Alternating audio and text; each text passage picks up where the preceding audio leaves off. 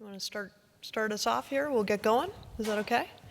Hi everyone. My name is Liz Hyman, and I am the president and CEO of an organization called the XR Association. We're a nonprofit industry trade association, and we represent immersive technologies, whether it's manufacturing or enterprise solution, the technology that underlies it, the developers, the designers.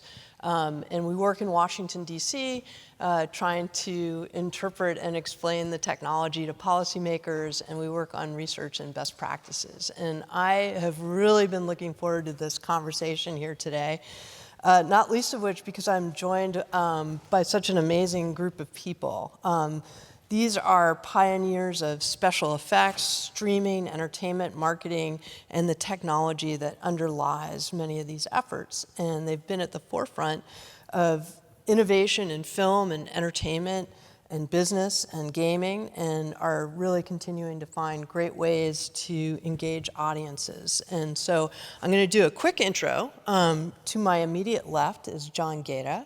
And John is a senior advisor at InWorld, but he is the founder of something called ESCAPE.ai. And I know recently this is a really cool platform, and recently he had a first ever multiplayer award show, so I'm sort of excited to hear a little bit about that. But also then to John's left is John Manos, who's the managing director and global lead of spatial computing and XR experience at Accenture and Accenture Song. And then finally, Greg Jones, who's Director of Global Business Development for XR at NVIDIA. So a pretty power-packed group of individuals here. I'm excited to chat with them. But before we do that, I wanted to set a little bit of context for our conversation. And that is, we're here today to talk about the remarkable fusion of XR and AI and the way that it's changing the way creators generate high-fidelity 3D environments, how users consume these experiences, and ultimately what this means to both the business and the art of content creation. Normally when I talk to audiences, I'm talking within the context of sectors like manufacturing or healthcare, education, workforce development, and we're really focused on customization and optimization and various efficiencies. And while that's all true here, I think what's really exciting is the way in which we're looking at a future where the boundaries between physical and digital realities are blurring, and it offers us a new way to interact and learn and entertain ourselves. And to kind of get us all in the mood, we've put together a quick video that I think really sort of sets the stage for this conversation. So we're going to look at that, and then we're going to dive into some questions. So let's go ahead and show that video if we can.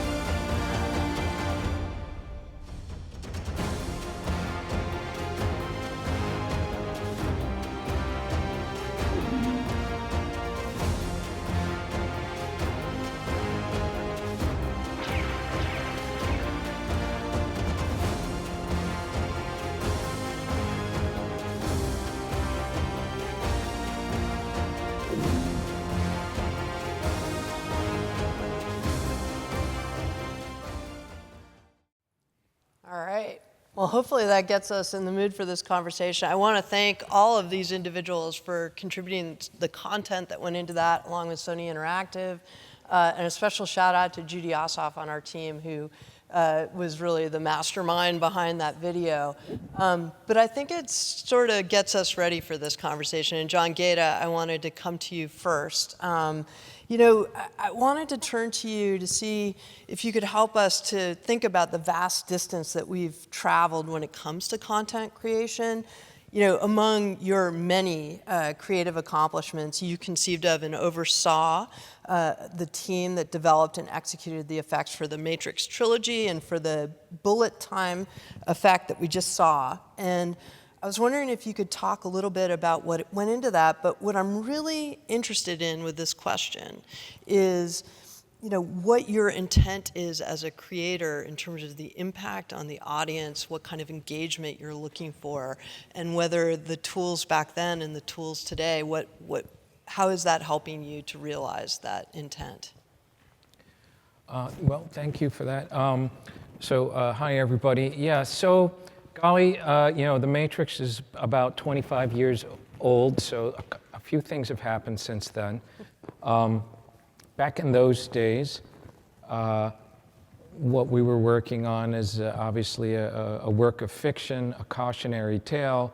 I'm sure most of the folks in the room have seen the film, and it depicts sort of a time, you know, where essentially reality is really something to question. And it was at the time science fiction, as many things science fiction seem to be, you know, slowly actualizing. Not all dark side, you know, some have the power to transform things in a very good way.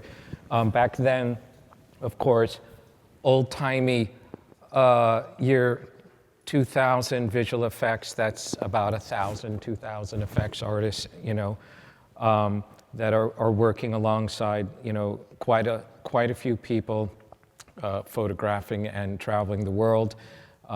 It was a massive endeavor, and there were all sorts of high-risk techniques that we were starting to deploy, mostly because the concepts in the movie were about essentially trying to visualize a time in which, you know, whether us as humans might be inside of simulations, virtual worlds, interactive experiences, basically completely immersed and completely believing the sort of sublime perfection of it.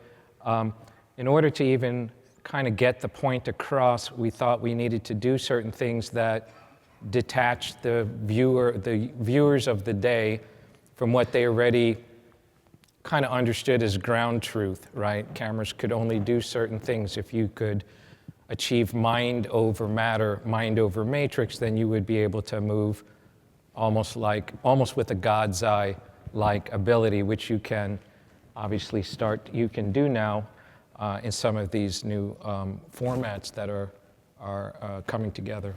Yeah, and it's an interesting perspective in John Manos. I mean, it was almost like a linear production process back in the day in 2000, and you know, you yourself worked in sort of the film industry on some of the early Spider-Man type movies, and I guess thinking about what John Gaeta just talked about, you know, that was an offline, you know, pre-rendered set of effects. Today we have a lot of tools because of this convergence of AI and XR that maybe makes it a little bit more interactive. I don't know. Maybe you could talk a little bit about what you're seeing in terms of the evolution of the technologies. And thank you, by the way, for the contribution to the timeline. Yeah. I think that's relevant to this. Yeah, if you look at the timeline, mankind has been like searching for immersion like way back since the 1800s, right? And this idea of a stereoscopic display, it's not anything new, right? It's reared its head in different ways.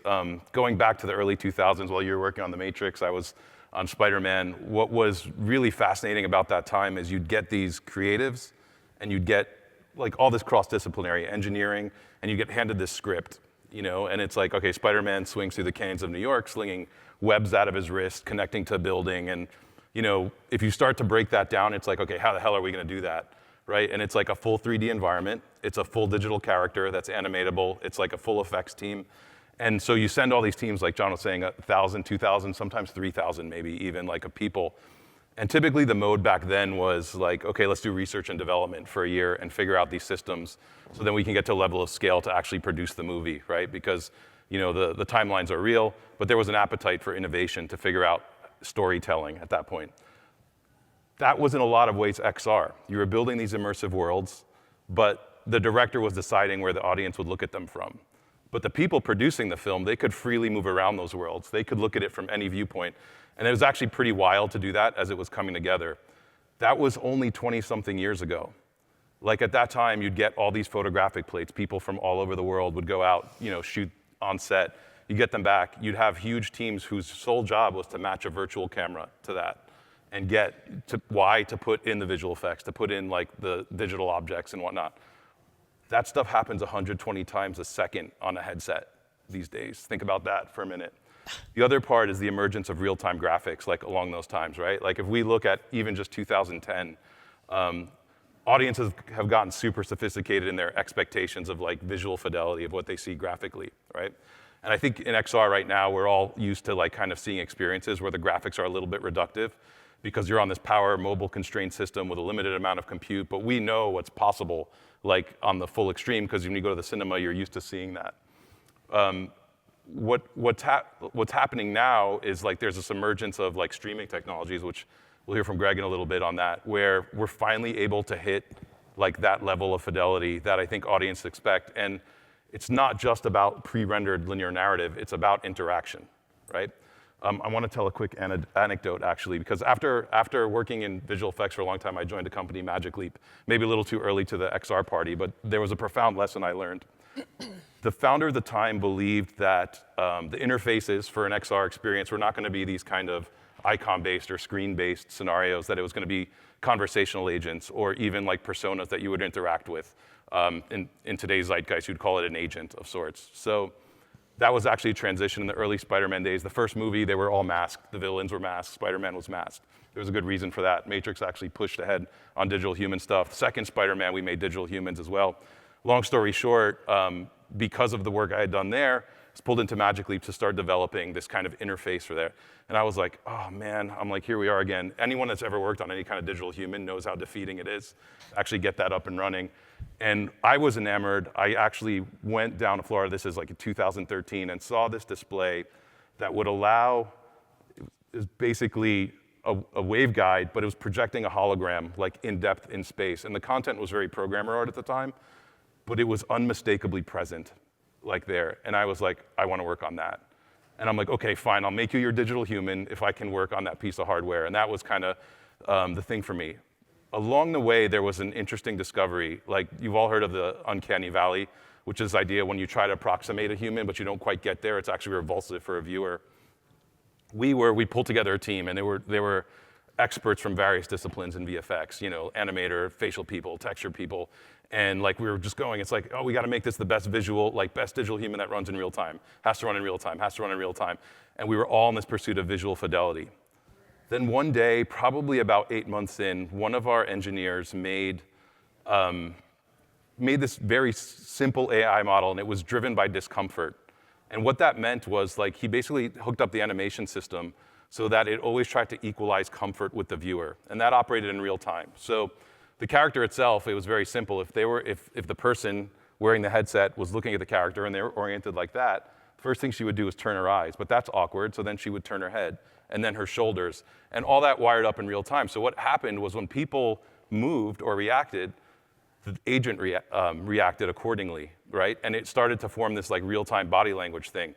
The plausibility, and like, you know, we had behavioral psychologists reviewing this, they're like, oh my God, she's real. Like, it went way up. I'm like, no, it's completely synthetic. It was scary and powerful at the same time, but it was something that, like, once you wired all these things together in XR was possible, right? And I think it's that kind of distinction where you go from just watching passive linear content to starting to have interactions and the power of something like that.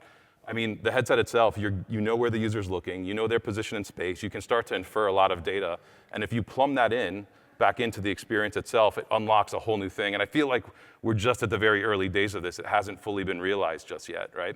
And so this is kind of the inflection point that we're on at the moment.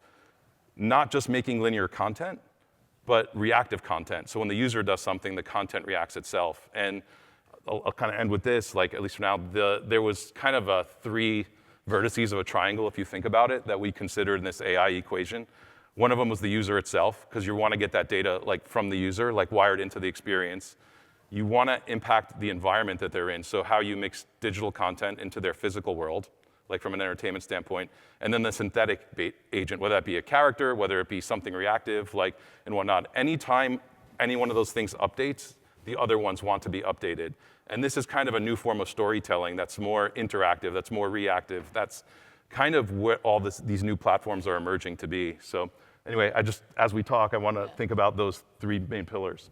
That's an awesome setup. And before I get to the technology, I did want to come back to John, because now we're in this like very interactive storytelling environment. The technology allows us to be that way.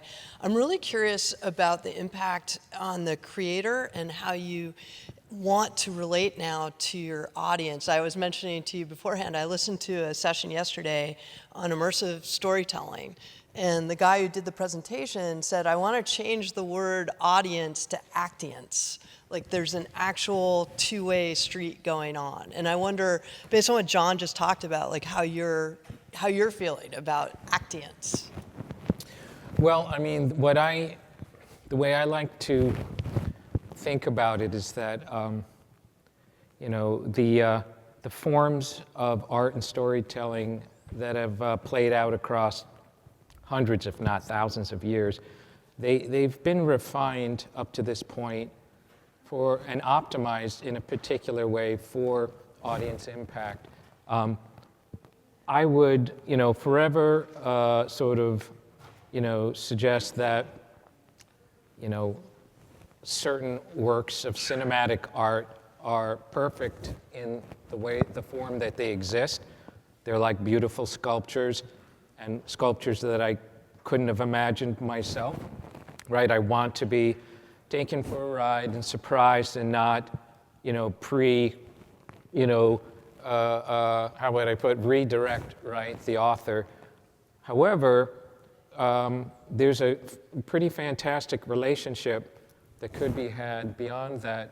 So when you're laying out the foundation of a story world, the world logic, the characters and all of that, I mean, you're helping the audience understand, the rules, the rules of the world. And from that point, many people who, feel compelled by that particular world, maybe you don't need to be a world builder. You could be a world builder. Some people are just naturally world builders, but you don't have to be a world builder. You might want to step into the world, and you may want to, sort of live inside of scenarios and simulations that you might have seen in the story, and go off path, right? You might want to sandbox and mod, but you don't necessarily have to build it all from the ground up. And so what I'm talking about when you bring that up, right, is that, some people may want to build things from the ground up. They're a certain kind of person type. But then there are other people who just really want to get inside and try out what it's like to be inside. So, that can take all sorts of forms. I mean, John's already touching on it. You may want to, see what any kind of, day in the lives of characters that you saw on a particular spline.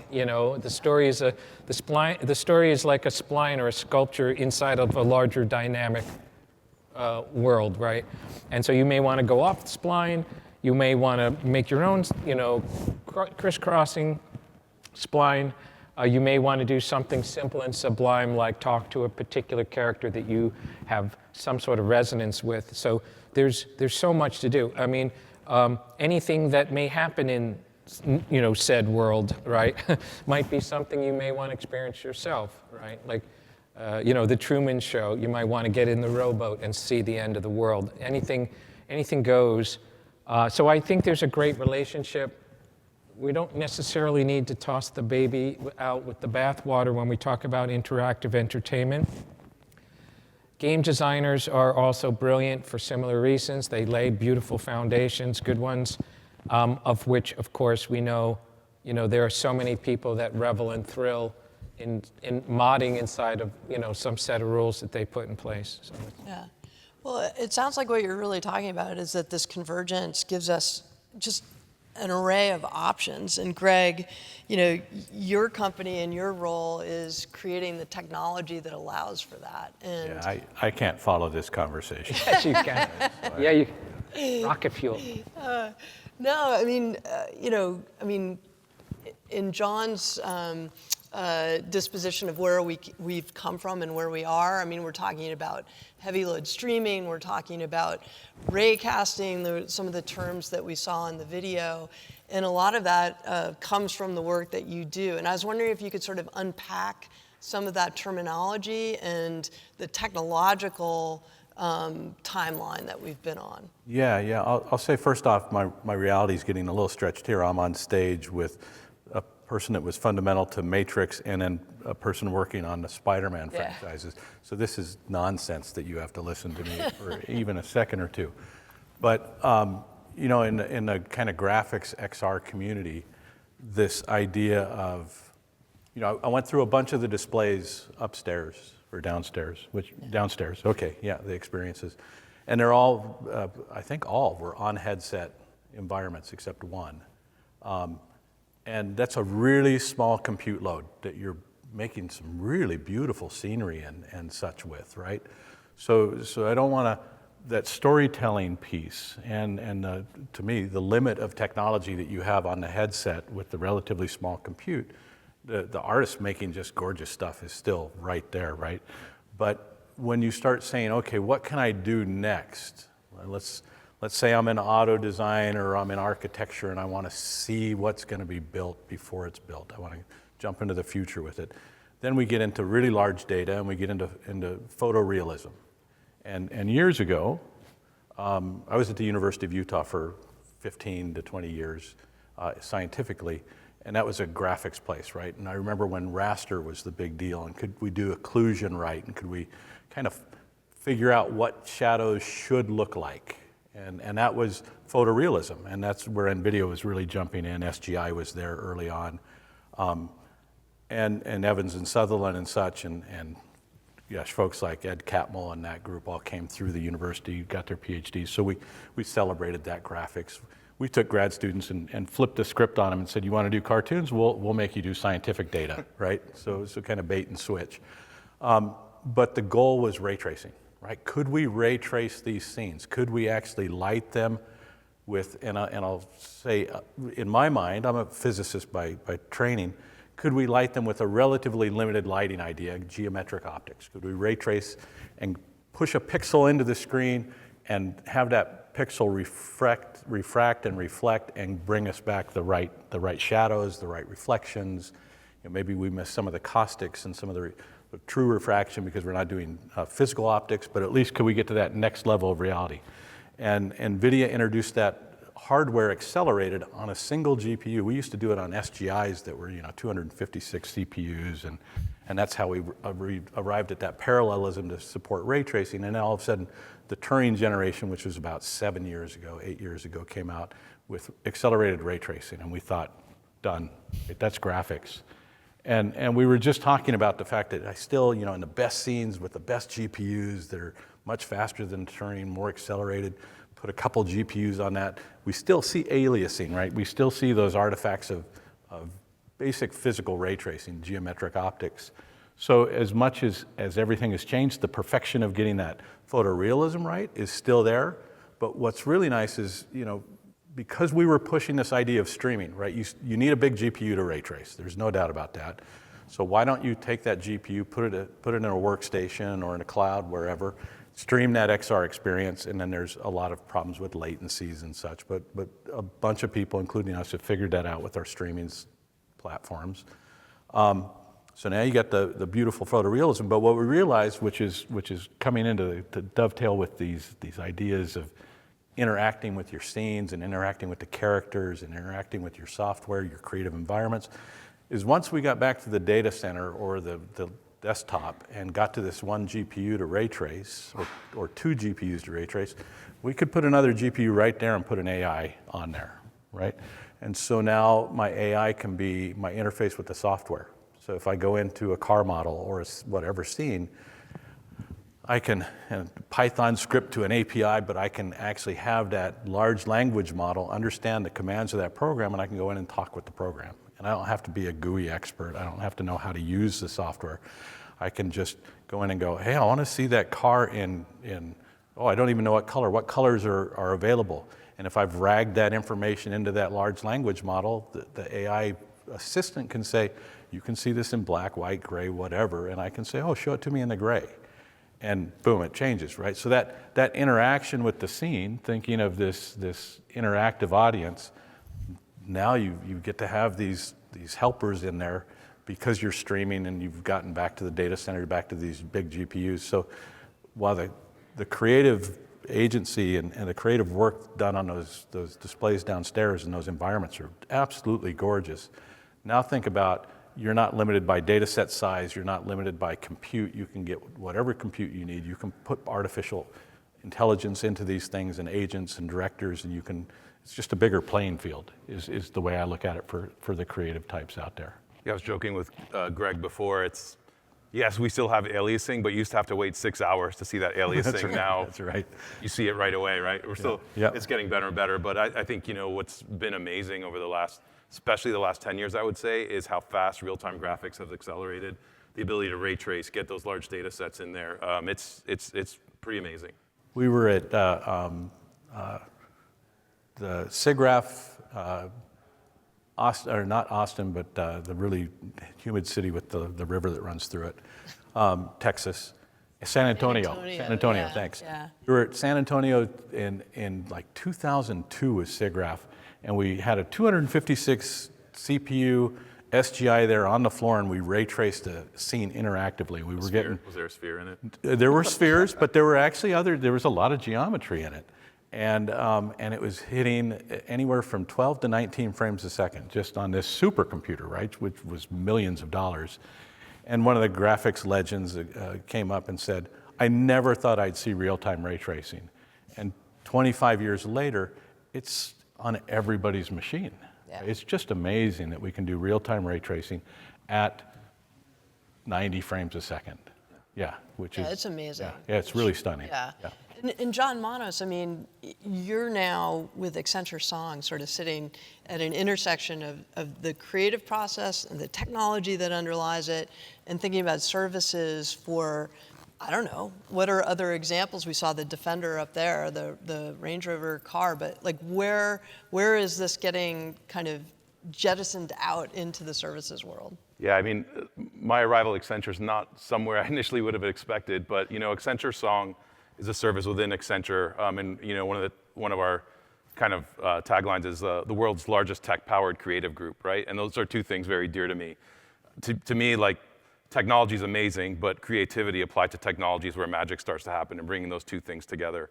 In the latter days of Magic Leap, John Gaeta and I got to work together at Magic Leap for a while, and it was clear we were just very early, like in some of those ideas that were there, and the company transitioned into an enterprise, like a based company. And so I stayed on for another few years trying to be like, okay, these technologies are interesting.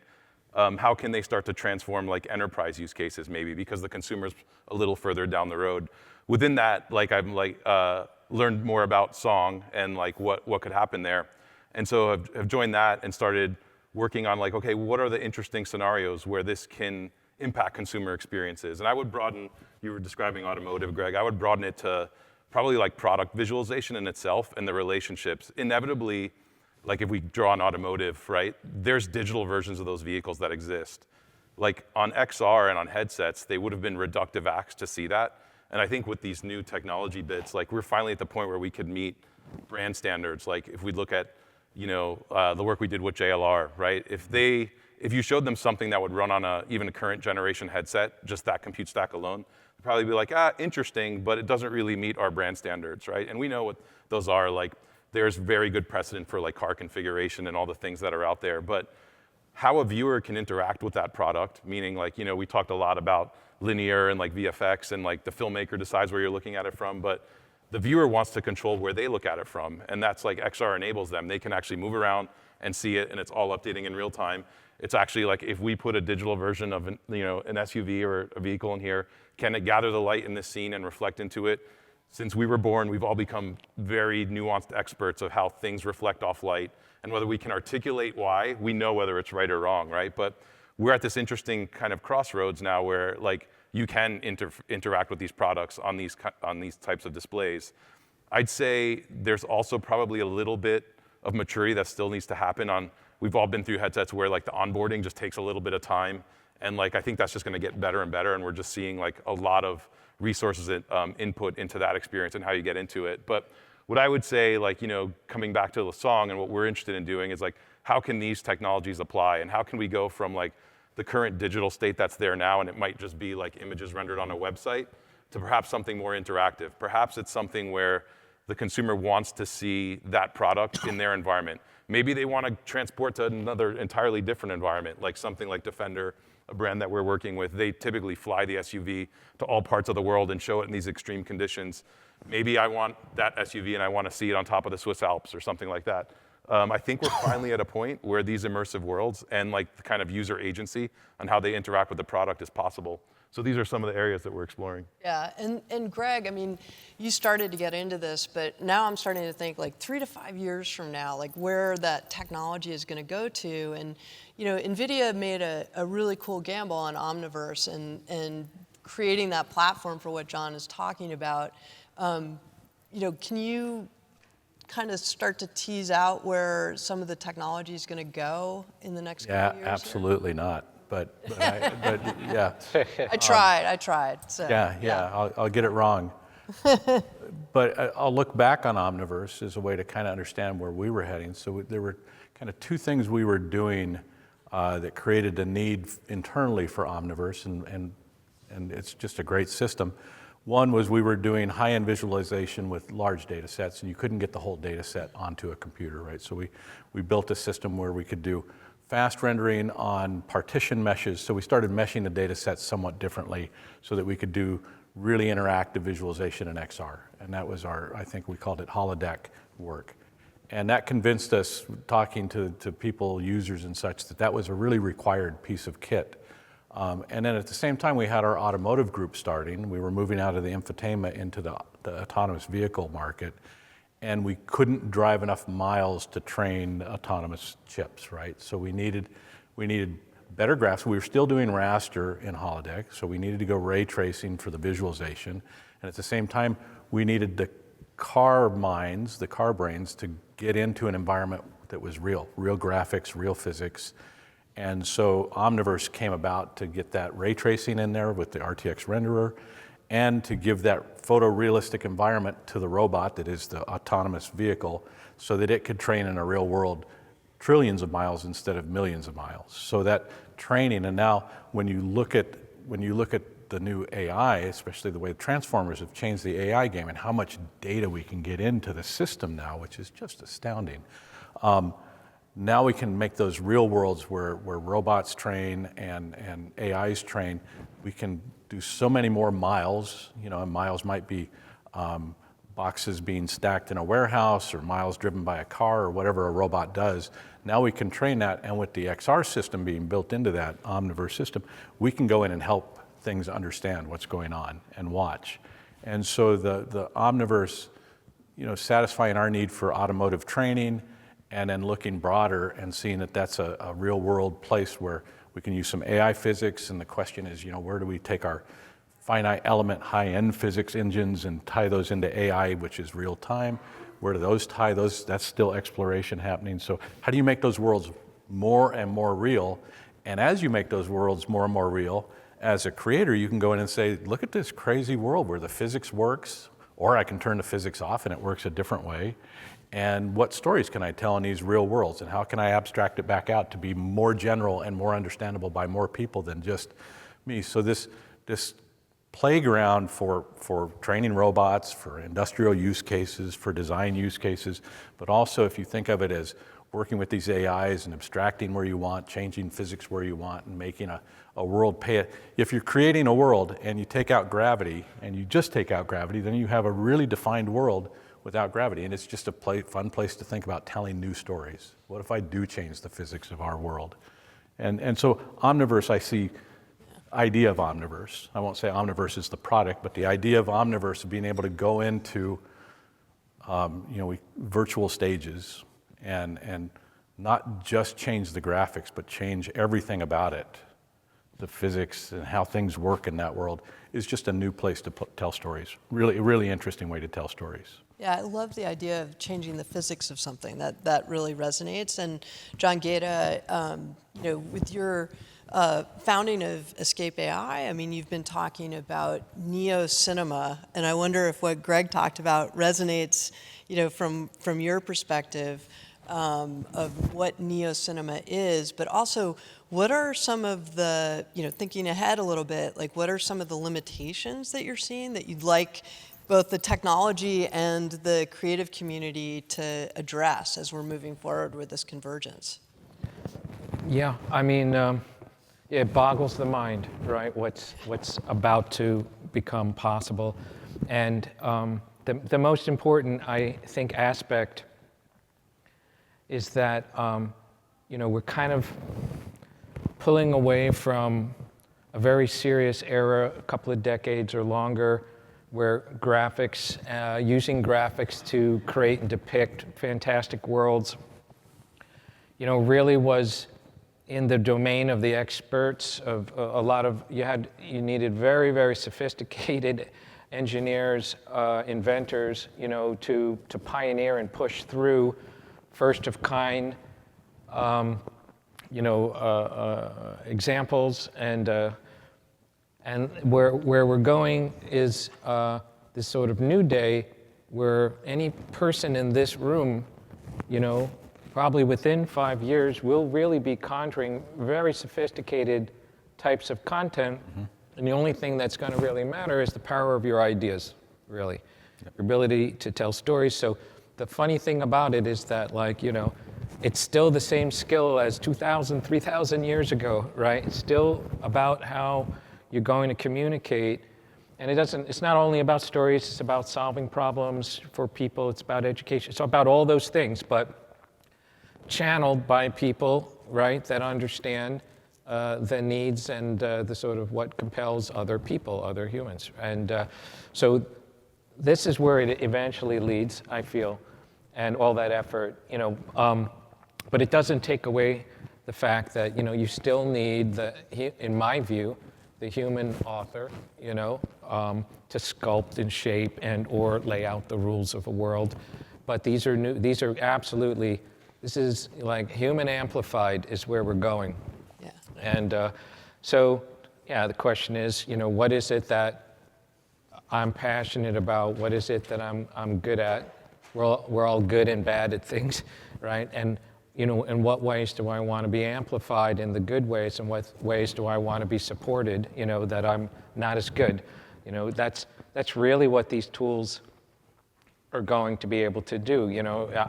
If I'm not great at STEM, math, I'm not a great math person, right? I'm more of a creative person. Well, but it doesn't mean I don't want that, right? It doesn't mean I don't want some understanding of whether something could succeed if it's a difficult mathematical problem. So it's allowing, literally to the individual, this ability to start doing things that we've been held back from doing, constraints, so I'm getting to neo-cinema, constraints of all kinds, right? Oh, I need all this money, I need a big team. Oh, I'm not able to actually get the thing that I made shown to people because the gatekeepers that control money and access and distribution, all these things, they're blocking me too. All these are blockers.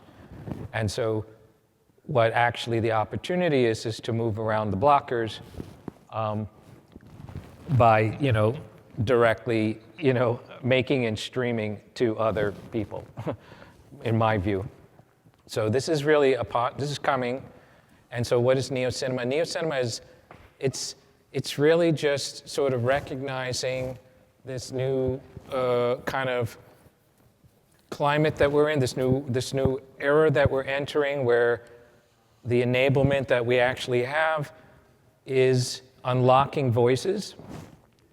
So there are people all around the globe that have something to say, a story to tell, and they've been blocked. And so neo-cinema actually is partly about unleashing voices, but also when you do that, you suddenly realize that 99% of the worthy ideas out there just aren't making it to us as an audience, right?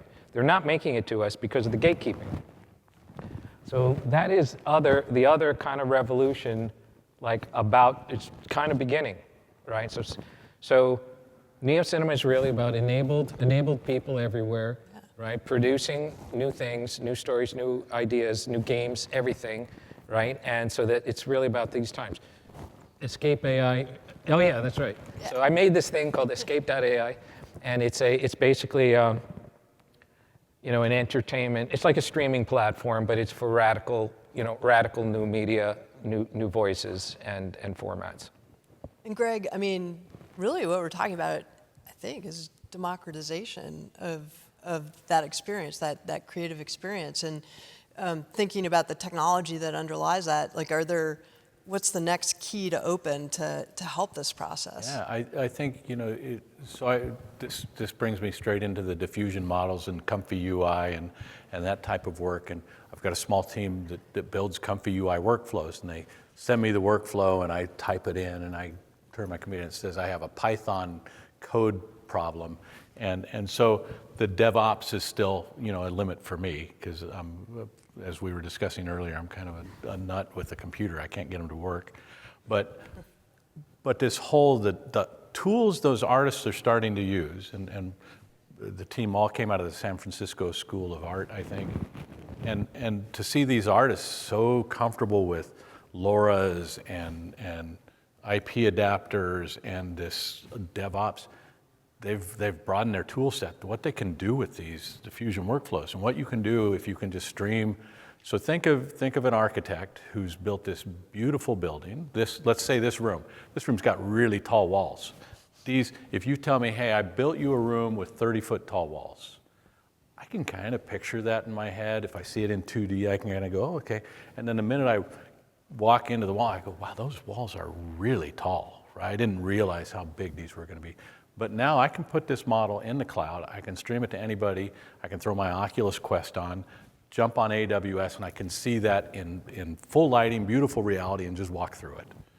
And so that scene to user being able to see that's an hour, it's minutes, it's right there as soon as you log on. And if I'm logging on, it takes me at least 45 minutes, but other people seem to be able to navigate it within less than 45. So those experiences right now are easy to create, right? Any architect that's working in Revit can throw that into another program that's got an XR and ESCAPE. ESCAPE puts it up on the cloud with a group called Interactive. So all these teams were working on this thing, and the user can just pop the headset on anywhere they're at, anywhere there's a public network, and jump into that experience. And that, to me, is a really way to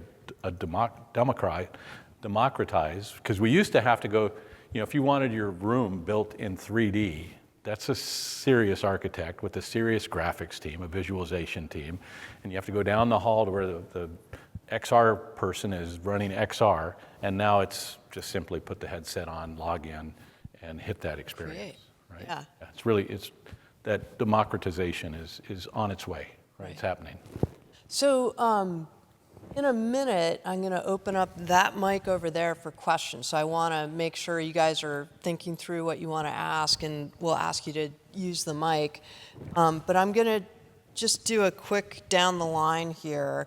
It's an open-ended question and kind of obvious, but maybe a little challenging, which is, as XR and AI continue to fuse together here and to do all the things that we've talked about, what are some of the most exciting developments on the horizon that you've already sort of talked about it, but let's like put a fine point on it in terms of AI-driven content creation for XR. What's the thing that you're really, really excited about? And why don't we start with Greg and we'll move down. Oh, so for me, XR it's a pretty fundamental question. Can I be tricked, right? So I love being tricked in XR. I've had it happen twice, and I was doing a Vario headset demo a few years ago, and I was looking at a Volvo in the Vario, and the Vario had passed through, and the Volvo was locked really tight, and it was perfect looking. And I was talking with some people about the experience, and I forgot that the Volvo wasn't real, and I went to lean against it. And the more of those moments I can have where I am actually immersed and I'm tricked, and all the pieces of XR are working, and I get to not be in the real environment, and I get to explore something and completely be fooled that I'm there. That's what I want, more and more of those XR moments. Yeah, suspension of disbelief, I believe, Yep. right? Yeah, John Manos? We had a similar story happen at CES, and there was people who should have known better, but they also, and then we had to make some changes because we were worried people were going to get injured, but that's another story for another time. I want to offer a different perspective because people so often think of like, you read everything AI is doing, generative AI and all these models, and it's absolutely fascinating. We went down a rabbit hole last night about like being able to tell stories and like doing the act of like creation of cinema using generative models, and I think that's a wild thing. There's another thing in XR, like going back to those three pillars, of the user, the environment that they're in, and a synthetic agent or being or whatnot. Often these are power-constrained devices, right? And there's all these kind of more granular AI models that make everything better. One might be you walk into a room and a headset quickly identifies all the walls, the seats, and whatnot. And then these are affordances to the content creator in a very easy way to be like, I have some content, it could be a character, it could be a product, could be something like that makes it really easy for them to start having interactions in the environment with, right? It could be a very nuanced model that understands something about the user in an easy way. And these things tend to get very scientific and get very challenging for creators to make. And I think right now, we're putting it a lot on the creators to carry those things around, right? And I think collectively, like if we can make all that easier, it starts making the experiences a lot simpler. So there's these like machine learning AI models, and the smaller they are, the better they are, because one of the constraints of XR right now is power consumption. It's like quantum efficiency. It's like you're generating light, and it's like how cheaply can you generate that light? And like we used to talk about it at Magic Leap, like there's like a pie, and the device has so much power, and the system itself takes up a piece of that pie, and then it's how much of the pie is left for someone to make content with it, right? And I would say when we can open up more of that pie to be for content creators, I think more interesting things need to happen. So that's something, and like offloading the compute to do really high fidelity graphics and using that pie for like the basic interactions, I think is on the right track, like for all that. But I think something to keep an eye on in the future. Yeah, John Gaeta? Well, what I'm thinking about for this question is,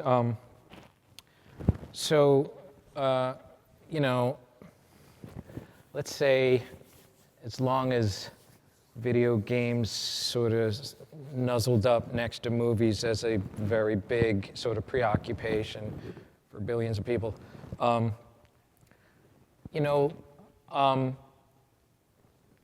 creators of worlds and stories, they don't, yes, some people just want to tell a very singular story, but other people are imagining the world that the story is playing inside. So world building and thinking that through is just as, important when you're making cinema or television, what have you, right? But game makers also, think about world building all of the time, and they're thinking about like your experience inside of this world with all these rules. And so there are world builders on both sides there, but just from a real practical,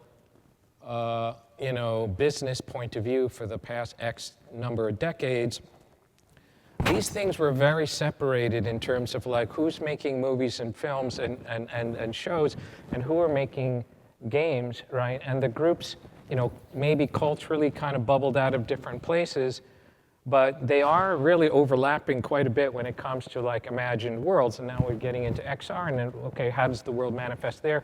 So you got these really like massive but often monolithic media types, right? And they've been separated from a business point of view, like, okay, these things are made, separated groups, separated by years, separated budgets.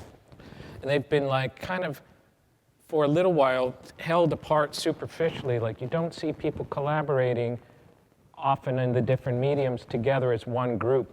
But you do also know there are these other people that are like, well, we're just going to make X world, we're going to make a franchise, and then, they're also trying to plot things out, but logistically, it's just been really difficult to imagine developing them at the same time with the same group of people. Like, what are the different manifestations of this story world and the ways that people are going to experience it? And what I'm looking forward to is hopefully, right, that as the methods and the sort of,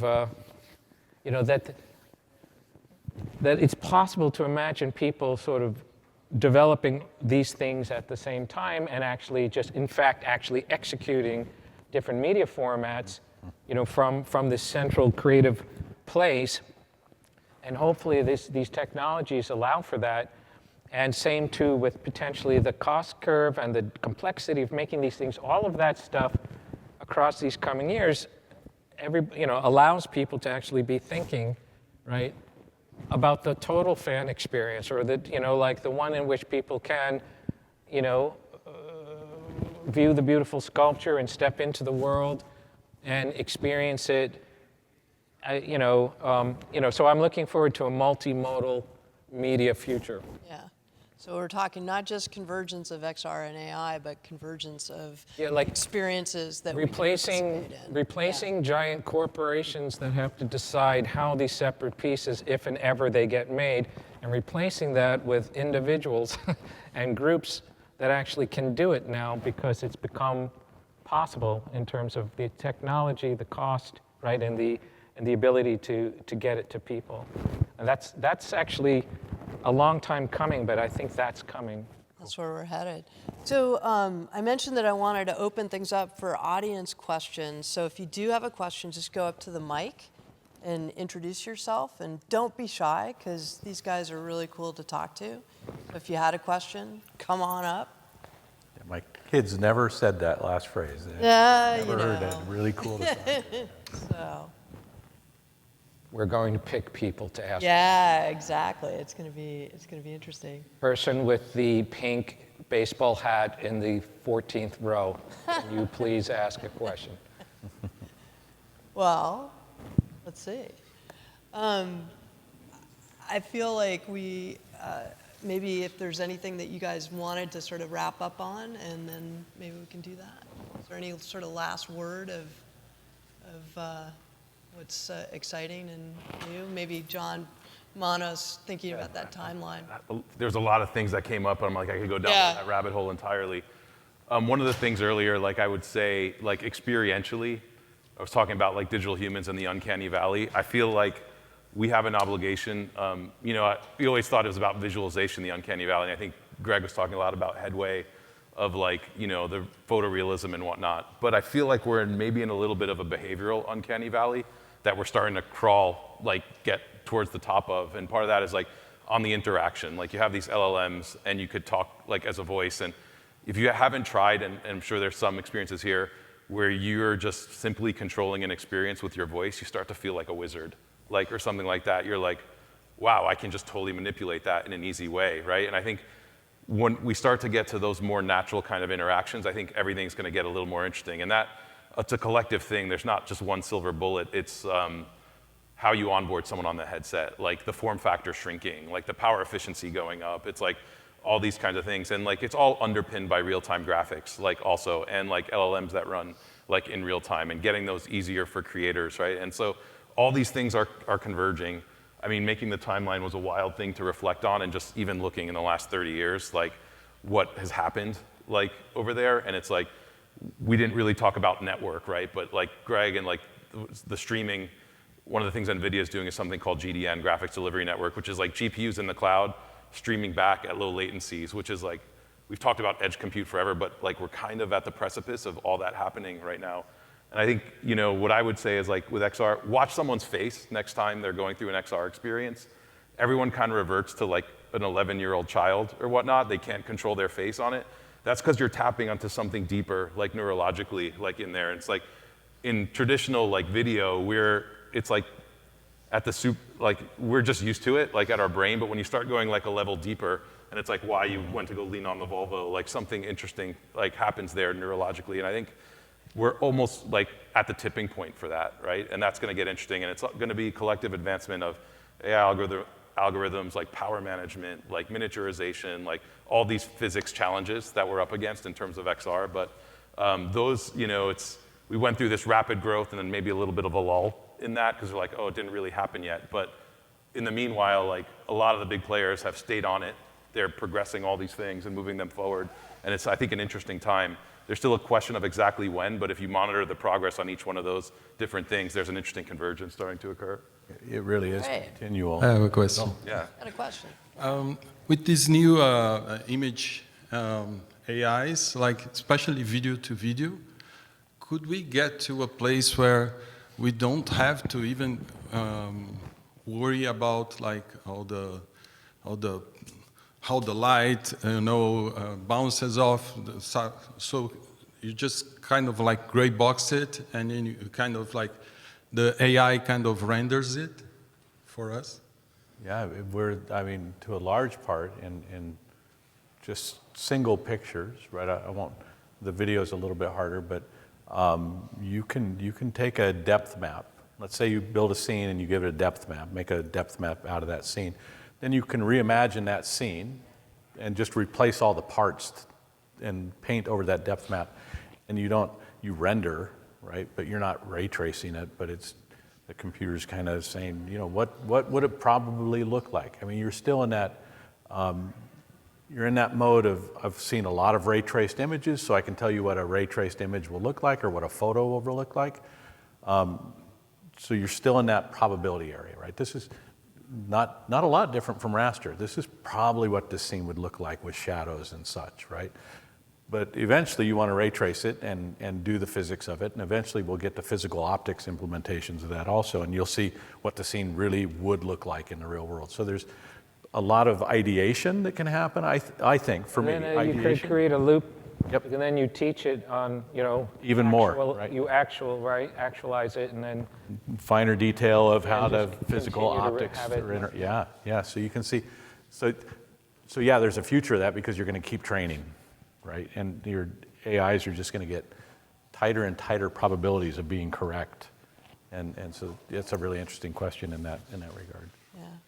I was joking before the panel that I used to think that I had a modicum of creativity, and then I went to law school and it just beat it out of me, like completely. But what I love about this conversation today is that it feels like creativity is sort of at all of our fingertips, that it's going to tap into that childlike wonder that we experience when we try on XR, but also unleash our ability to participate and engage with that creative process. And so that's why I was so excited to have this conversation today. I want to thank our panelists. They were great, and I hope you enjoyed it as much as I have in terms of this type of future that we're starting to unspool here. So thank you very much. Appreciate it.